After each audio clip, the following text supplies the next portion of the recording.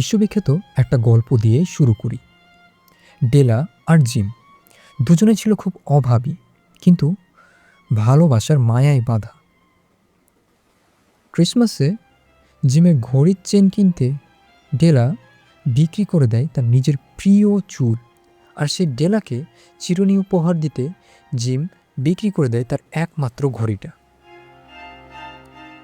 থমকে যাওয়া সেই দৃশ্যে অলক্ষ্যে বিধাতাও হয়তো মুচকি হেসেছিলেন।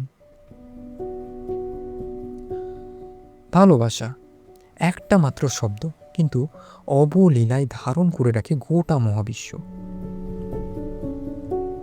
খালিল জিব্রান লিখেছিলেন, একদিন তুমি জিজ্ঞেস করলে আমার কাছে কোনটা বেশি গুরুত্বপূর্ণ, আমার জীবন নাকি তুমি? আমি বললাম আমার জীবন। তুমি চলে গেলে, কিন্তু জানতে পারলে না তুমিই তো আমার জীবন ছিলে।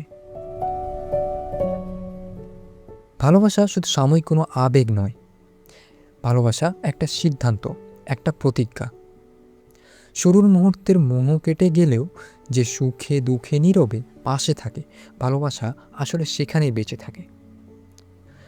বব ডিলান যেমনটা বলেছিলেন, ভালোবাসাই সেই পৃথিবীকে চালায়।